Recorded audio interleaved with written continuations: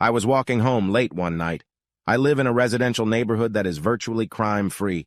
My neighbor Ginger, a beautiful 30-year-old cutie, was walking into her house. As Miss Superwoman opened her door, some scumbag jumped out of a thicket of trees and pushed her into the house. She screamed. I grabbed a pipe from the trash can and ran to her. An animal-like man was pulling off her clothes. I hit him on the arm with the pipe and he flew out the door. She was crying and completely distraught. I made some tea and calmed her down. We called the police and explained what had happened. When the police left, Ginger took my phone number in case the jerk came back. I never hit on Ginger. She was too attractive. I was married for 5 years to a gorgeous doll. My wife was hit on by half the guys she dated. Eventually, she found Mr. Irresistible and left me. Now all I wanted was to meet an average woman who, like me, longed for children and a comfortable life. A few days later, Ginger called and took me out to dinner to reward me.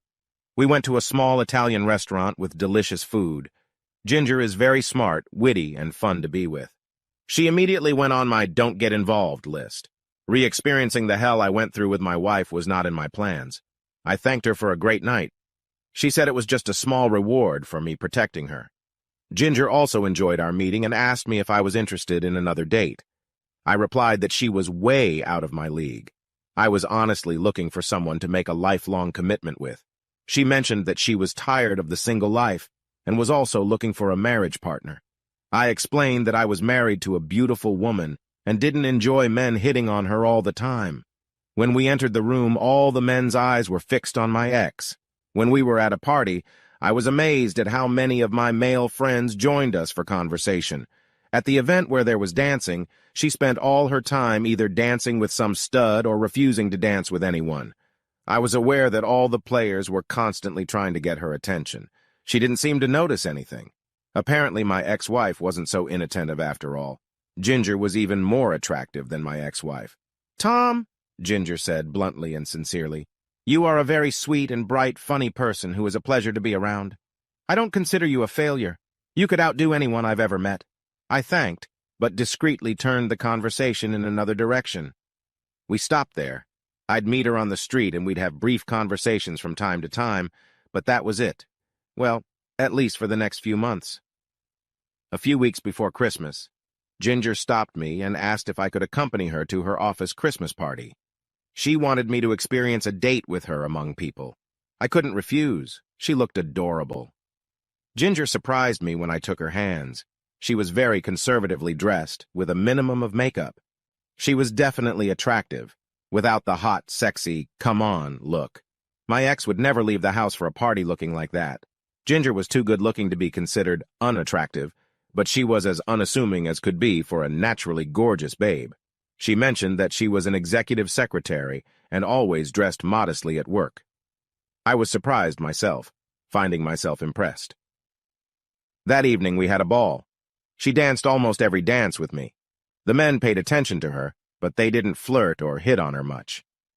Ginger exuded strength and confidence without being overly familiar. She explained that at work she was serious and didn't tolerate any nonsense. Many people thought she was a lesbian. Ginger had never, ever, ever, ever dated a coworker. I was impressed. We started dating. She always dressed appropriately. Her attractiveness, in my opinion, didn't need much embellishment. We had a lot in common. Gradually, we became affectionate, and almost without thinking about it, we began a passionate sexual relationship. She wore sexy outfits and stunning makeup, but only with me. We strived to spend every second together. She moved in with me. I did all the cooking. She did most of the cleaning. We were both very happy. We respected each other's hobbies and shared what we both enjoyed. It was the happiest period of my life. It was then that Ginger, in her superior wisdom, decided we should get married. I liked the way we were and liked the idea of marriage. After all, it was what I'd always wanted with the right woman, of course. I had a lot on my mind. I spent time researching what makes wives cheat and what to look out for. I asked Ginger to go through my list of requests and see if she could agree to it. List 1, never go out drinking with anyone but me. No bachelorette parties with drinking and dancing. 2, going out to dinner with only women is okay, but you should limit the number of drinks to 2. 3, Don't take a job that involves traveling. 4. Can't have a job that requires a lot of overtime. If the job changes and requires more and more time, quit. 5. No lunches or dinners alone with a man. If any of the rules on the list are broken, I will divorce. No discussion about the reason why the list was broken.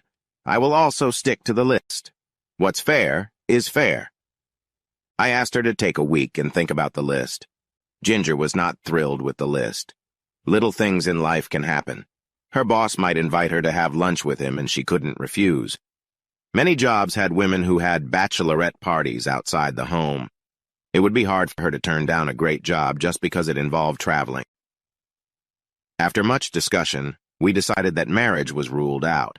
Since we were both looking for partners for life, we should have parted ways since we obviously couldn't agree. So we separated.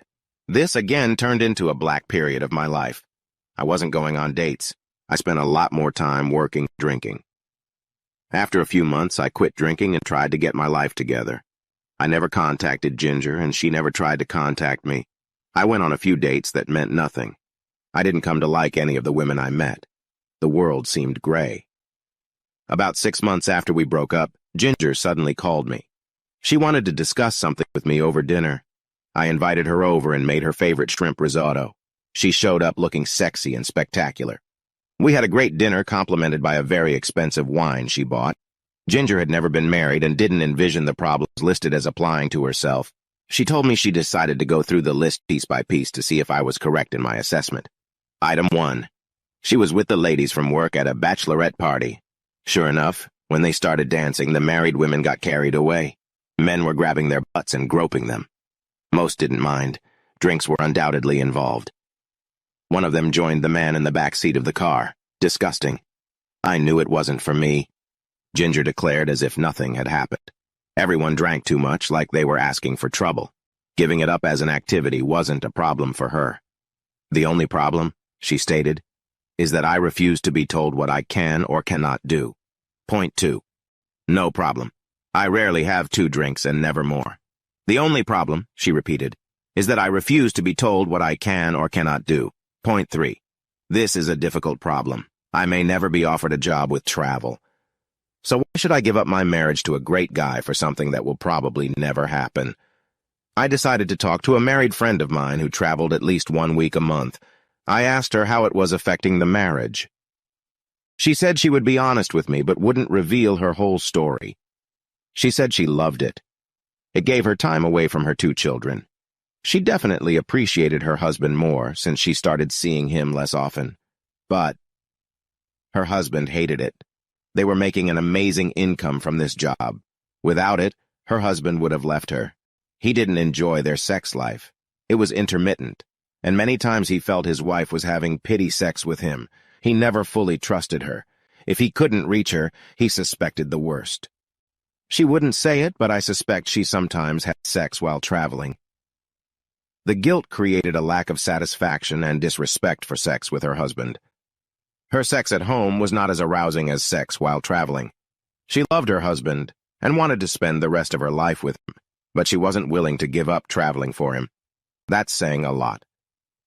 Point 4. This is similar to point 3. Ginger may never have a job that requires a lot of overtime, but she will not turn down such a job if it is required. Point 5.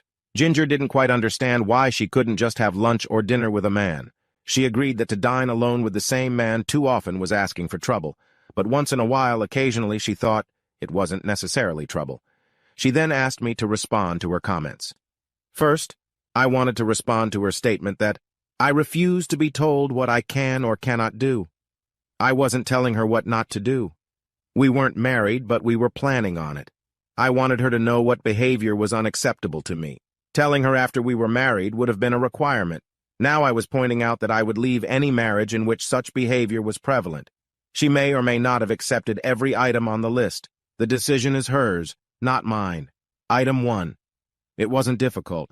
I feel that a husband or wife who has gone out drinking or dancing without their spouse is actually on the verge of cheating. Point 2. More than 2 drinks can lead to problems. I want my spouse to always be in control of the situation. Point 3. I want to get married to share my life. Having a traveling wife is not my idea of marriage. Raising my children alone is not my goal in life. Being 200 miles away from home, you can trust that a little affair is harmless and you'll never get caught. The severity of the pain associated with going through a divorce is not as obvious. Point 4. Pretty much the same answer as above. I make enough money to support us.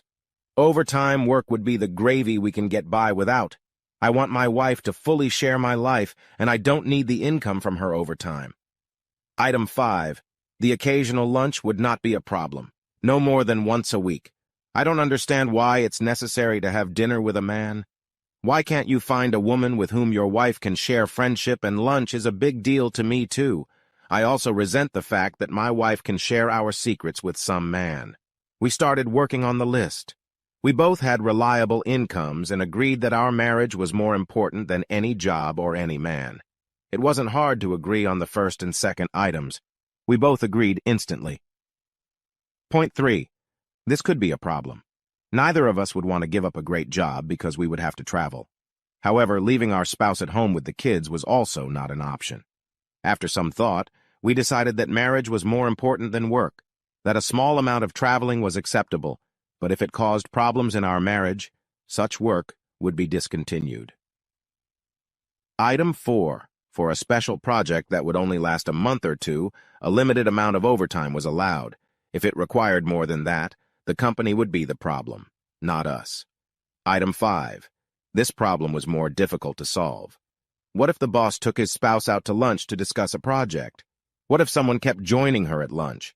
Well, if on rare occasions the boss joined the spouse for lunch, that was acceptable as long as it was actually work-related.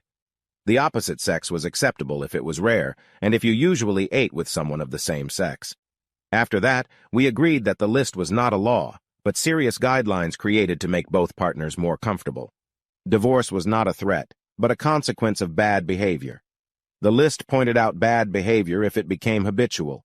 Proof of infidelity was not required. Just stepping on a slippery slope was enough, and it would be considered enough for divorce. That opened the door. We started living together again for the next 6 months. We were both aware of the other's feelings. Epilogue. We got married. Fortunately, after the birth of our 2 children, Ginger stopped working. We had a solid family life.